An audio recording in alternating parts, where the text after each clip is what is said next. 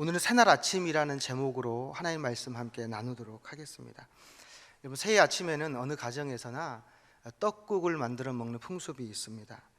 지역마다 가미되는 고명의 종류가 다 다르긴 하겠지만 캔 가래떡을 잘게 썰어서 국을 만들어서 먹고 우리는 모두 한 살을 더 먹습니다.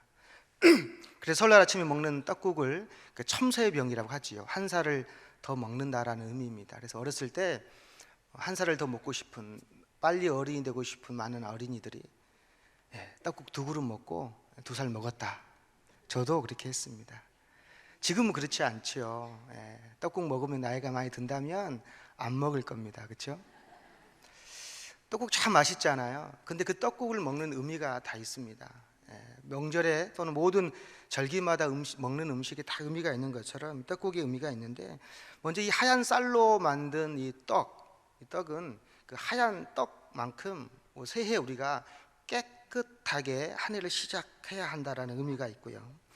긴 가래떡을 쭉쭉 뽑아가지고 나오는 것은 쭉쭉 뻗어 나오는 것처럼 우리의 재산이 막 불려가고요. 또 그리고 우리의 수명이 무병장수하도록 하는 염원이 그 안에 담겨 있는 겁니다.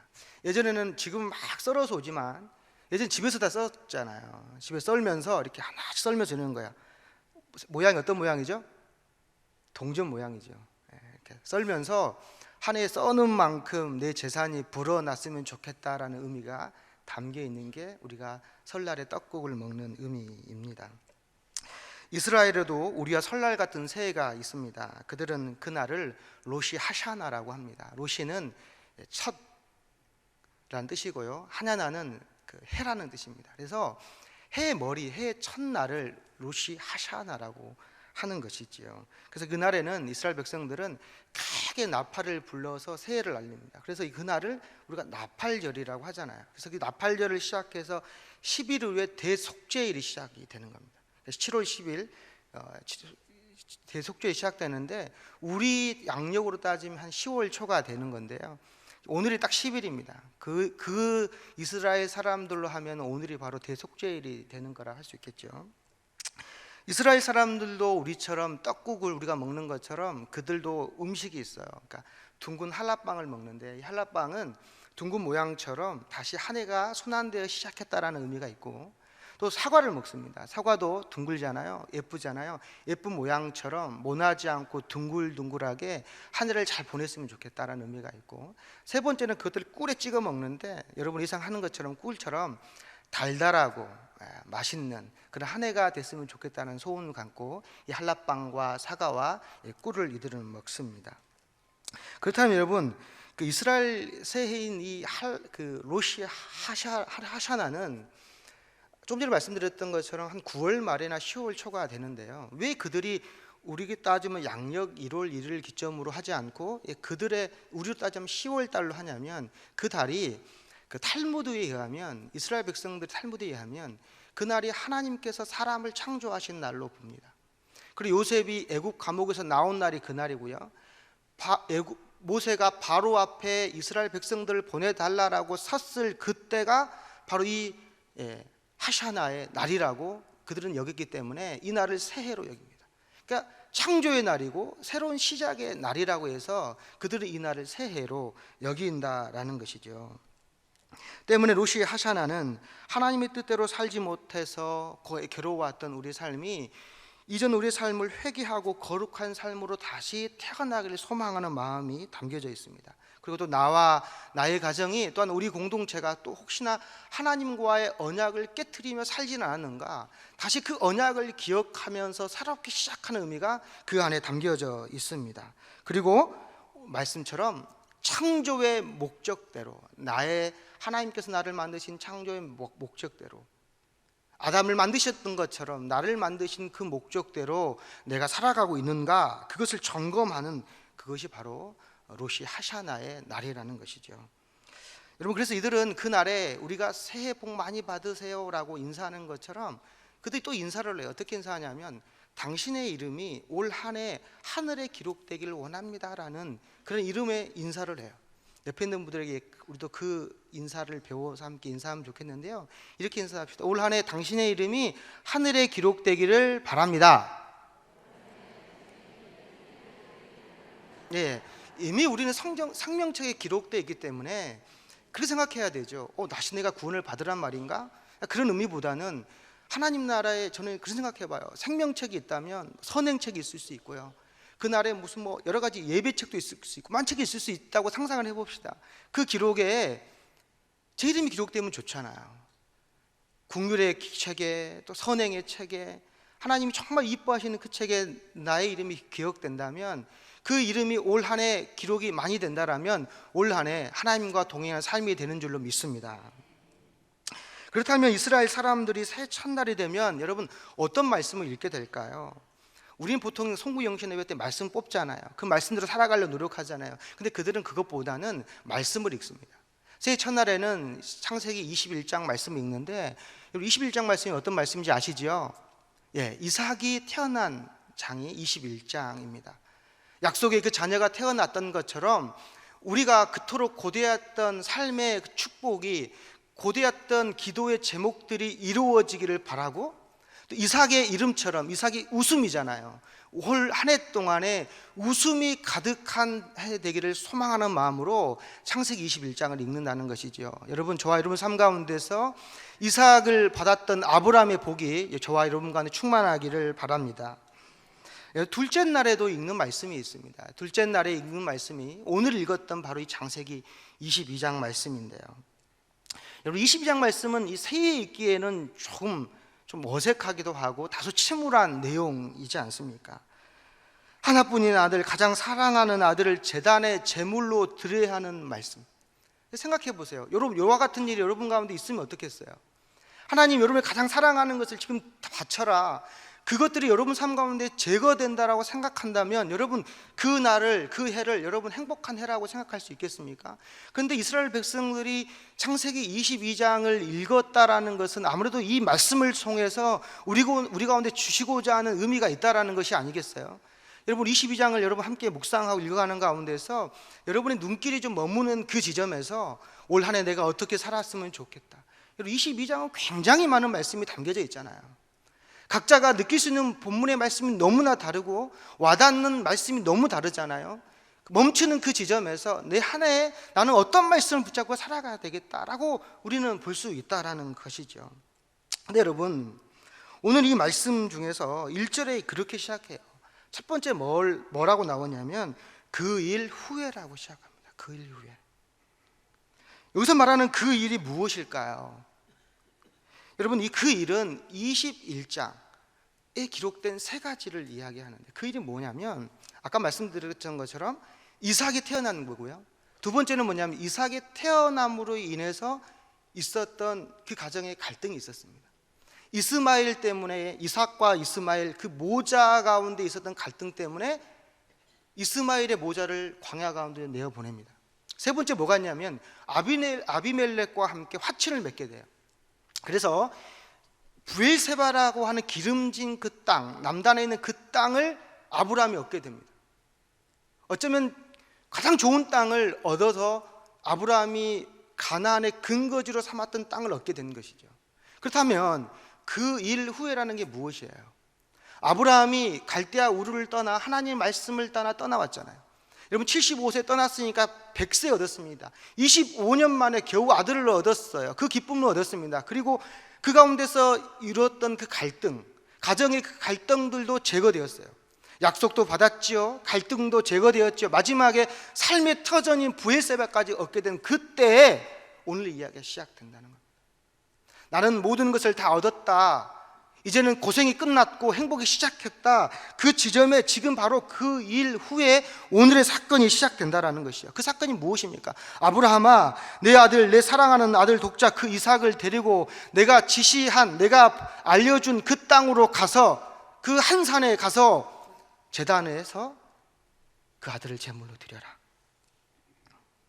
여러분, 이삭을 죽음으로 내몰아야 하는 사건은 아브라함에게 있어서는, 생각해 보십시오, 약속이 제거되는 거예요.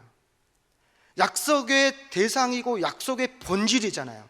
그것이 없으면 그 약속이 깨어지는 거예요. 하나님께서 그 언약을 깨트릴 수 있다라는 말씀이잖아요. 근데 그것을 네가 깨트려라는 거잖아요. 하루아침에 모든 것이 물거품이 될 수 있는 사건이지요. 여러분, 이삭을 얻은 후에 여러분 이제 이스마엘까지 내보냈습니다. 하나님께서 이삭을 주는 것이 더딜 때 아브라함이 그렇게 말하잖아요. 하나님 됐습니다. 나 그냥 이스마엘 가지고 살겠습니다라고 그랬잖아요. 그 말은 뭐냐면 아브라함에게도 이스마엘에 대한 사랑이 있었던 거예요. 자기 아들이니까. 비록 본처는 아니지만 첩의 소생이지만 이스마엘이라는 사랑이 있었어요. 근데 그 아들을 이삭을 얻은 다음에 내어 보냈잖아요. 근데 그것도 하나님께서 내어 보내라 해서 보내버렸단 말이에요. 이제 없습니다. 그 삶에 약속의 여분이 남겨져 있지 않습니다. 아무것도 남겨지지 않았을 때, 엑스트라가 남겨지지 않을 그때에 하나님께서 그거 정말 하나뿐인 그것마저도 가져가시겠다라는 거예요. 이스마엘을 가져갔던 것처럼 이제는 이삭 또한 하나님께서 네 손으로 제단에 드려라 말씀한다는 것이죠. 여러분, 시험은 꼭 이럴 때 옵니다. 모든 것이 다 이루어졌다 생각하고 이제는 됐다 생각하는 그 지점에 시험이 오지요. 바로 그때 하나님께서 아브라함을 시험합니다. 여러분, 우리는 이미 이 말씀이 하나님께서 아브라함을 시험했다는 걸 다 알지요. 그렇기 때문에 우리는 긴장감 없이 보겠지만 잘 생각해 보십시오. 아브라함은 하나님의 시험인지 몰라요. 내가 너를 시험할게라고 하지 않습니다. 그러나 그냥 말씀만 하셔요. 여러분, 우리 삶 가운데서 일어난 수많은 많은 일들이 우연처럼 보여지는 사건이 어쩌면 하나님의 우리 가운데 주시는 시험이라고 여긴다 한다면 우리 가운데 있는 어떤 어려운 문제라도 하나님께서 지켜보시고 하나님께서 그 사건을 통해서 우리를 가늠해 보신다고 본다면 우리는 어떤 사소한 문제에 있어서도 그 문제들을 그냥 지나칠 수 없는 것이죠.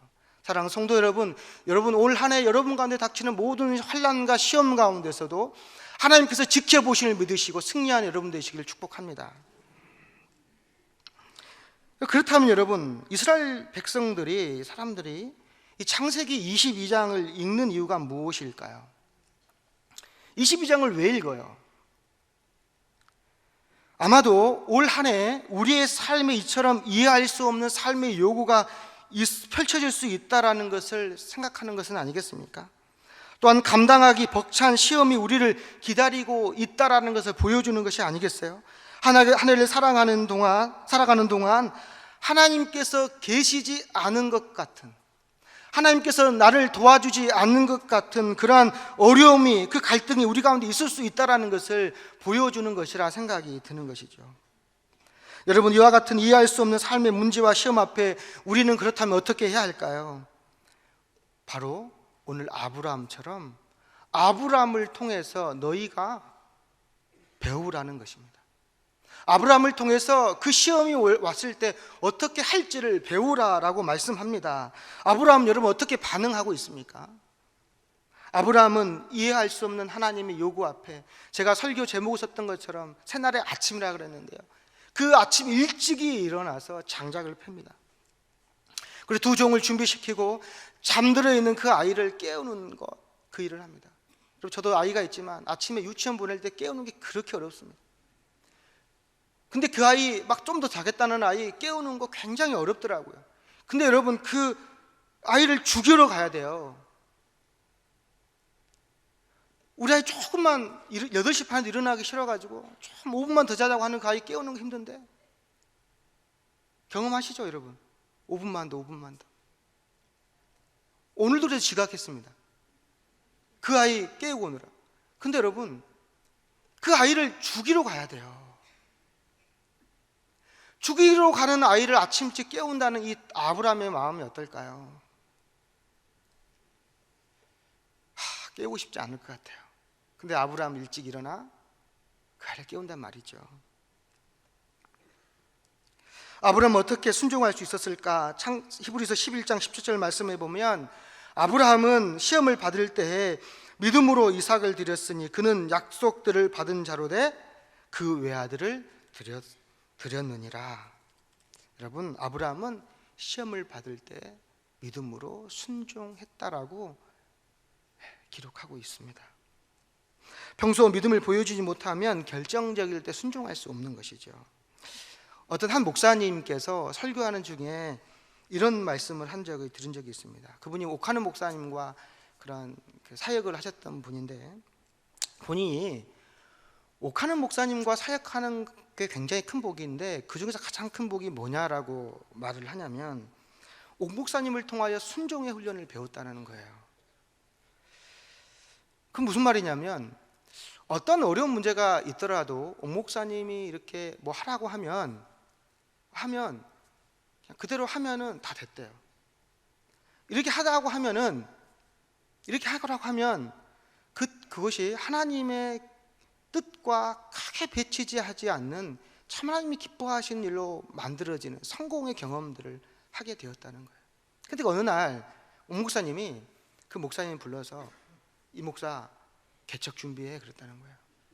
근데 본인은 그동안 고등부 사역밖에 하지 않아가지고 교구 경험도 없는 본인이 어떻게 개척을 합니까?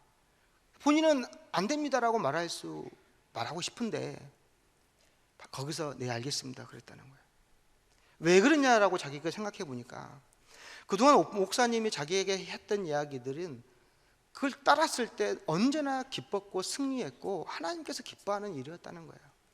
무슨 말입니까?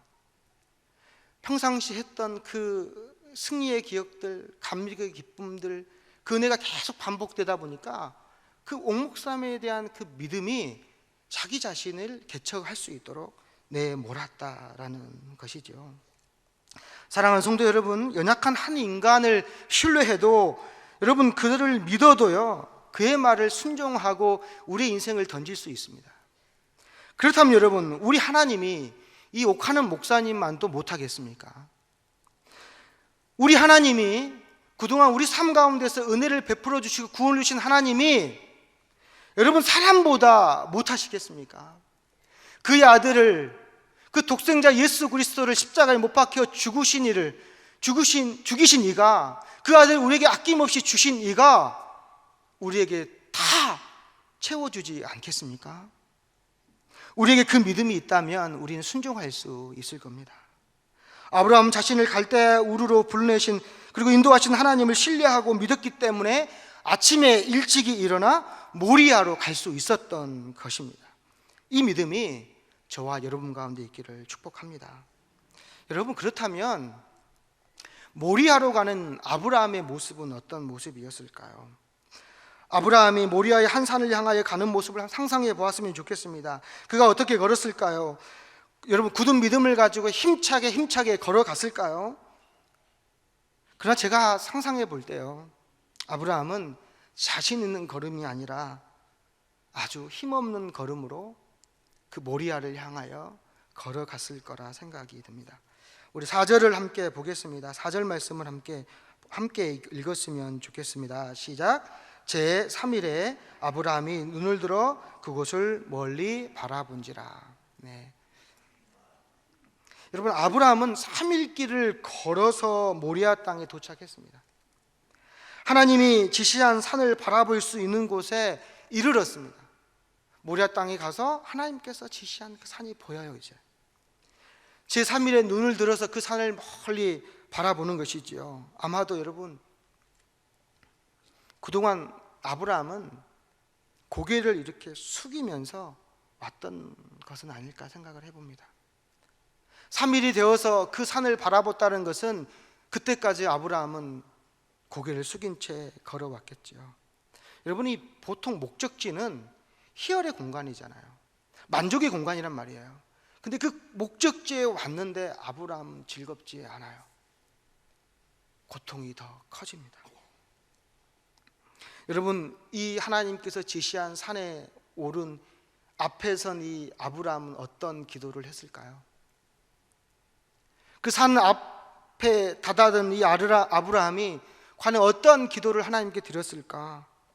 여러분, 시편 121편이 저는 떠올랐습니다. 이 말씀 제가 한번 읽어드리도록 하겠습니다. 내가 산을 향하여 눈을 들리라. 나의 도움이 어디서 올까? 나의 도움을 천지를 지으신 여호와에게로소다. 여호와께서 너를 실족하지 아니하게 하시며 너를 지키시는 이가 졸지 아니하시는도다. 이스라엘을 지키시는 이는 졸지도 아니하시고 주무시지도 아니하시리로다. 여호와는 너를 지키시는 이시라. 여호와께서 내 오른쪽에서 내 그늘이 되시나니 낮의 해가 너를 상하게 하지 아니하며 밤의 달도 너를 해치지 아니하리로다. 여호와께서 너를 지켜 모든 환난을 면하게 하시며 또 내 영혼을 지키시리로다. 여호와께서 너의 출입을 지금부터 영원까지 지키시리로다. 아멘. 여러분, 이스라엘 백성에게 이 산은 하나님께 예배하는 공간이에요. 이스라엘 백성에게 이 산은 영험한 곳, 하나님을 만나는 곳이에요. 모세가 시내산에 올라서 하나님과 신적인 교감을 했던 것처럼 산은 하나님을 만나는 곳이에요. 근데 여러분, 아브라함은 그 산을 바라보면서 이 말씀에 있는 것처럼 하나님은 졸지도 주무시지도 않는 분이라고 했는데, 하나님은 나를 실족시키지 않는 분이라고 했는데, 하나님은 나를 지키시는 분이라고 했는데, 하나님은 나를 지키시어 환난을 면하시는 분이라고 했는데, 내 영혼을 지키시는 분이라고 했는데, 그 하나님께서 결코 아브라함에게는 구원의 하나님으로 나를 건져 주셔야 함에도 불구하고 하나님은 지금 졸고 계시는 하나님으로 지금 아브라함에게 다가와 계신다는 겁니다. 아브라함은 자신 절망의 산자락 안에 내려와 있는 겁니다. 예배드려야 될 그 공간에서, 은혜의 공간 앞에서 아브라함은 눈물로 그 산을 올라가야 한다는 것이죠. 여러분, 아브라함의 마음이 느껴지십니까? 하나님, 나를 건져주십시오, 나를 도와주십시오라는 그 기도뿐만 아니라, 하나님, 저에게 도대체 왜 이러십니까? 라는 그 불평이 아브라함 가운데 순간순간 교차하며, 한발 오른발 내디딜 때는 불평이, 왼발 내디딜 때는 구원의 기도를 드리며 그 산을 올라가지 않았겠습니까? 여러분, 피카소와 더불어서 20세기에 가장 유명한 화가로 불리는 마르크 샤갈이라는 그런 화가가 있는데요, 그는 성경의 이야기를 그림으로 많이 그렸습니다. 그래서 성경 이야기를 한번 보게 되면 굉장히 그림이 영감이 있는 그림을 그렸던 화가인데요, 그분이 번제 장소로 가는 아브라함과 이삭이라는 그 그림을 그렸습니다. 화면을 보여주시겠습니까? 여러분, 이 그림을 보게 되면 이삭은 번제에 쓸 그 나무를 메고 가지요. 알몸으로 메고 갑니다. 아브라함을 보게 되면 한 손에는 뭘 들고 있습니까? 칼을 들고 있고 한 손에는 불을 들고 갑니다. 잘 보이시는 모르겠지만 아브라함의 눈을 보십시오. 시선이 어디를 향하고 있습니까? 지금 저건 산을 향해 올라가는 모습인데요, 산을 쳐다보지 못합니다. 아브라함은 땅만 쳐다보고 가는 것이죠. 모든 것을 포기한 사람처럼 한 걸음 한 걸음 아주 힘겹게 아브라함은 그 길을 걸어가는 것으로 마르크 샤갈은 묘사하고 있습니다. 물론 당당한 모습으로 어떠한 상황에서도 힘차게 걸어갈 수 있으면 그것이야 참 좋겠지만, 아브라함은 힘차게 걸어가지 못하고 저렇게 땅을 쳐다보면서 걸어간다라는 것이죠. 제가 다니고 있는 헬스장이 공사 중이어서 가지 못하고 있어서 요즘은 계속해서 안산천을 제가 돌고 있는데 굉장히 춥습니다. 추운데 엊그저께인가 걸어가는데요, 안산천을 굉장히 많이 얼었더라고요.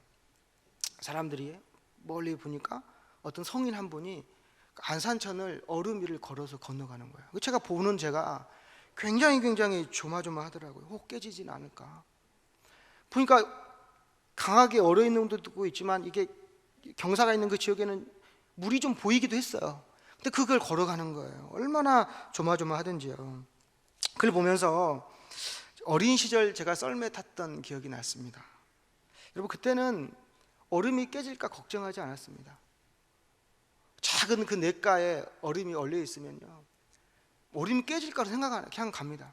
그래서 심지어는 얼음을 좀 많이 깨요. 전부 깨는 게 아니라 금이 가게끔 깨요. 그래서 그 길을 이렇게 그 얼음을 샥 지나가요. 해보셨어요? 그게 고무 얼음이라고 해요. 이렇게 막 경사, 그러니까 우리가 뭐 건물 흔들리는 것처럼 얼음이 이렇게 흔들려요. 그래서 그 얼음을 막 통과한 사람이 짱이 되는 거죠. 막 그렇게 놀았습니다. 걱정하지 않아요. 뭐 빠져도 걱정하지 않아요. 어린아이 때는 걱정되었던 건데 나이가 들어 보니까 남이 얼음 위에 올라가는 것도 염려가 돼요. 왜 그럴까 생각을 해봤어요. 걸으며 생각했어요. 여러분 말씀드렸죠. 걸으며 생각한다 그랬잖아요. 생각해 봤어요. 왜 그럴까? 똑같은 얼음이잖아요. 어렸을 때는 가볍잖아요. 가벼우면 잘 깨지지 않아요. 그리고 또 여러분, 어릴 때는 생각이 짧아요. 깊지 않아요. 걱정이 없어요. 근데 여러분, 나이가 들면 일단 제 몸무게가 많이 나가잖아요. 살을 많이 빼도요, 몸무게 나갑니다. 그리고 생각이 많습니다. 무슨 말씀을 제가 드리려고 하는지 아시겠죠? 우리 삶의 무게가 나가지 않고 생각이 짧으면 쉽게 걸어갑니다. 그래서 생각이 많아지고 내가 아직 거둬들여야 될 것보다 잃어버릴 게 더 많아지고요, 내 몸이 비대해지고 내가 책임져야 될 것이 더 많아지면 걱정이 많아지게 되고 염려가 많아지게 되고, 여러분, 그 길을 담대하게 걸어갈 수 없어요. 또 쉽게 깨질 수 있어요. 그렇기 때문에 우리는 조심조심 그 얼음을 걸어갈 수밖에 없습니다. 삶의 무게가 더해질 때, 많은 것을 소유하여 잃을 것이 많아질 때, 그래서 생각의 깊이가 더하여질 때 우리는 담대하게 걸어갈 수가 없습니다. 여러분, 믿음이 무엇일까요? 믿음은 이 얼음 위를 걸어가는 것은 아닐까라는 생각을 해보았습니다. 여러분, 다니엘과 같이 사자굴에 담대하게 들어가는 믿음이 없을지라도요, 또 에스더처럼 내가 죽으면 죽으리라라는 그 목숨을 건 투쟁이 아닐지라도요, 삶의 무게가 너무 무거워 한 발 한 발 너무 조심스럽게 나아가고 너무 소심하게 나아갈지라도 혹시 깨져서 그동안 쌓아두었던 나의 공동체이 와장창 무너지지는 않을까, 때론 불안하고 초조하지만 하나님의 말씀이기 때문에, 가야 되기 때문에 조심스럽게 내 한 발 한 발을 움직여 걸어가는 그것, 여러분, 그것이 믿음이 아니겠습니까? 여러분, 어떤 이는 믿음을 돌 2개를 가지고 시내를 건너가는 거라고 표현하는 것을 제가 들은 적이 있습니다. 시내를 건너가는데 돌 하나를 두고 발을 옮겨 놓습니다. 그리고 뒤에 있는 돌을 빼어서 앞에 놓고 다시 발을 옮기고 뒤에 있는 돌을 다시 빼어서 앞에 옮기고, 고속도로 같은 큰 다리가 있어 달려가 이 강을 건너면 좋겠지만 그렇지 않고, 때로는 발이 빠질 위험이 있고 물이 튈 수 있는 그 시내를 돌 2개로 걸어가는 그것이 믿음이라고 하는 것이죠. 무슨 말이죠? 담대함이 없어도, 우리가 연약할지라도, 두려움이 가득할지라도 하나님의 말씀이기 때문에 오늘 나의 삶을 한 걸음 한 걸음 내딜 수 있다라면 하나님은 그 삶을 내가 믿음 있다 축복하신다라는 것입니다. 새날을 맞이한 우리의 삶도 이와 같은 믿음으로 걸어가는 삶이기를 축복합니다. 여러분, 인생 전체를 볼 것도 없습니다. 우리는 올 한 해를 살아가야 하는 사람으로 시작해보면 좋겠습니다. 지난해 어떻게 살았는지 후회할 필요가 없고요, 또한 지난해 너무나 잘 살아서 자랑할 것도 없습니다. 올 한 해만 살아갈 것처럼 올해를 살아간다면 우리는 승리의 삶을 살아가게 될 줄로 믿습니다.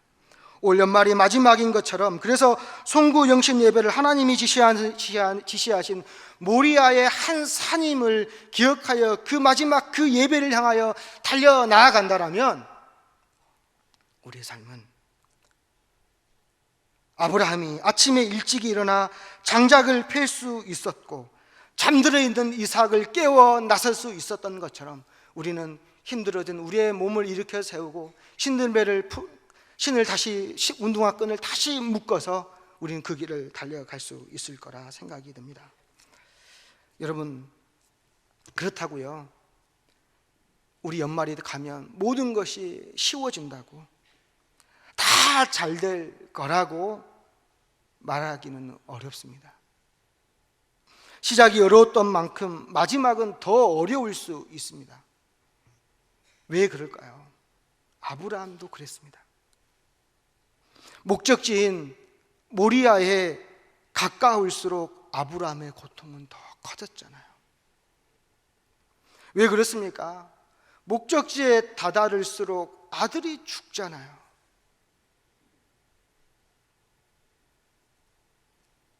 우리 삶도 마찬가지이지 않겠습니까? 목적지에 다다를수록 더 큰 고통이 느껴질 수밖에 없습니다. 사랑하는 성도 여러분, 여러분 삶 가운데서 고통이 너무 커가지고 참 포기하고 싶은, 더 걸어가기 힘들 그때 아브라함이 하나님의 모리아 산에서 하나님의 산을 바라봤던 것, 그 지점에 와 있음을 기억하시길 바랍니다. 가장 어둠이 짙을 때 아침이 오는 것처럼, 고통이 극에 달하여 있을 그때 하나님이 준비하신 것들이 우리 가운데 있다라는 것입니다. 분명 그 산 모리아의 산에서 하나님께서 우리를 위하여 준비하신 선물이 있다라는 것입니다. 그곳에서는 내가 생각한 희생보다 더 큰 보상이 준비되어 있습니다. 슬픔으로 흘렸던 그 눈물보다 더 많은 기쁨의 눈물이 기다리고 있다라는 것입니다. 하나님 앞에서 하나님을 향한 나의 사랑이 얼마나 큰지 하나님으로부터 인정받고, 내가 이제야 내가 나를 사랑하는 줄을 내가 안다, 내가 너를 통하여 이 민족에 너희 삶 가운데 더 큰 은혜와 복으로 채워주겠다라고 하는 하나님의 말씀이 올 마지막 그 예배 자리에서 여러분 가운데 목사님의 말씀을 통하여 선포될 줄로 믿습니다. 말씀을 마무리합니다. 말씀을 마무리하려 합니다. 여러분의 모리아 그 산은 어디입니까? 여러분이 가장 사랑하는 것 하나뿐인 그것을 포기할 수 있는 여러분의 그 모리아를 향하여 아침 일찍 순종으로 믿음으로 나아가는 여러분 되시기를 축복합니다. 여러분 달려가지 않아도 됩니다. 자신 없는 발걸음 이어도 괜찮습니다. 앞을 쳐다보지 못하고 땅만 쳐다보는 자신 없는 발걸음 이어도 괜찮습니다. 한 발 한 발 천천히 가더라도 우리의 목적과 방향이 하나님께서 지시하는 그 산이라면, 그 방향이 옳다라고 한다면 늦더라도 그 길이 복음과 생명의 길이 될 줄로 믿습니다. 10월 31일 우리는 어떤 모습으로 주님 앞에 서 있을까요? 그 말씀을 받고 그 서 있을 우리가 그때 우리의 입술로 고백하는 2012년 31일의 마지막 그 고백이, 주께서 내게 인도해 주셨다. 여호와이라 하나님이 내 모든 삶을 인도해 주시고 예배해 주셨다. 감사합니다. 하나님, 그 고백이 저와 여러분 삶 가운데 있기를 예수 그리스도의 이름으로 축원합니다. 아멘. 기도하겠습니다. 하나님 감사합니다. 오늘도 우리 아침 일찍 일어나 나아갔던 아브라함처럼 그 길 자신 없는 걸음일지라도 믿음으로 걸어가길 소망합니다. 한 발 한 발 내디는 우리의 걸음 위에 주님 축복하여 주시고, 목적지에 다다를 수 있는 힘을 주시고 언제나 동행하여 주시어서 올 한 해 마지막 드리는 예배의 삶에는 여호와께서 나의 모든 삶을, 우리의 가정과 우리 공동체의 모든 삶을 인도해 주셨다 고백하는 저와 우리 가정, 우리 공동체 되도록 주님 인도하여 주시옵소서.